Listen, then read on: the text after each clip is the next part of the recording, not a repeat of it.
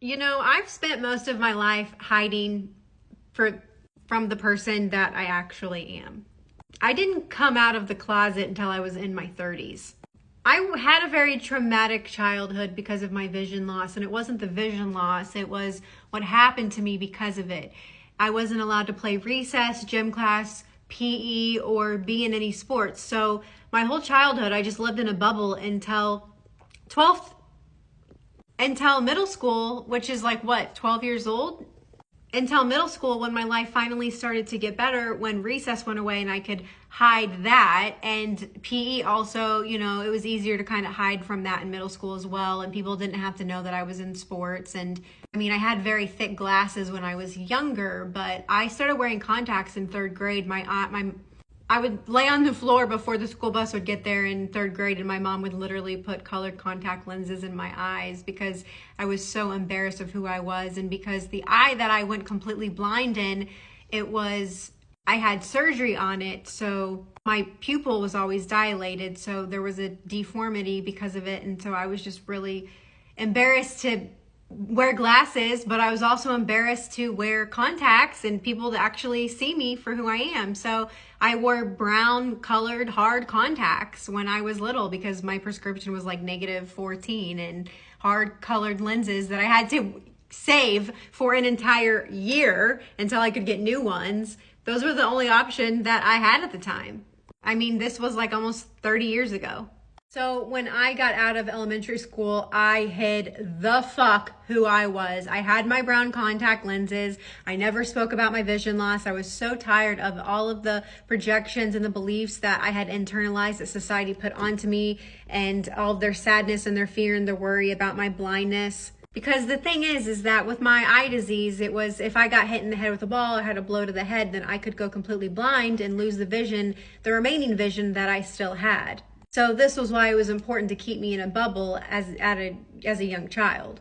And as an adult, I understand that now, but I had some deep core wounds of feeling unworthy and feeling different and like I don't matter, and that I was a bad person and I didn't belong and I was different and all the things.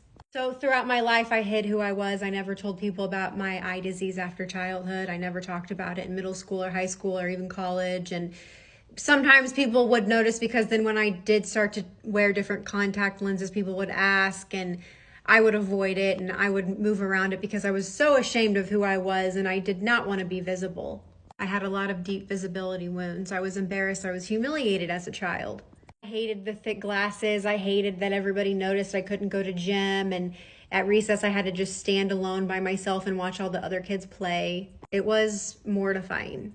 But the blessing was actually when I became legally blind and I did lose more vision because yes, it sucked, but I was forced to not hide anymore, and I was forced to come out of the closet and actually tell people the truth of who I am, that I am this girl that was born with diseased eyes and have a degenerative eye disease, and I am visually impaired. Because when I was young, when I was a kid, my mom would always tell people she's visually impaired, but as soon as I got to the point to where I could hide it, I never told people I was visually impaired.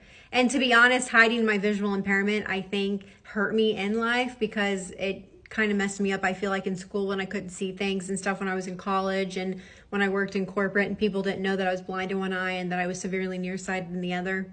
But I drove, I functioned, I worked, I was fine.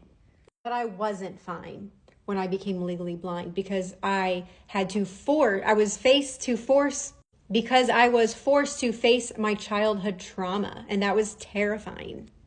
So I had to face so I was forced to face my childhood trauma while also navigating this new challenge of blindness and having my whole world turned upside down with not being able to recognize faces, losing my job, losing my driver's license, losing my freedom, my ability to be independent. I had to face my visibility wounds. That is when my healing actually started to take place. The more I became visible, the more I was able to get to my truth, be more authentic, realize and understand who I am, and realize that I had all of these perceptions of internal beliefs from what the world had projected onto me that wasn't actually my truth. So facing my fears actually ended up being a blessing because it allowed me to discover who I am and what was true and what wasn't. And that is what I am helping people do now, because that is my calling and my mission in life. So if you're someone who needs emotional healing, no matter what your circumstances, click the link in my bio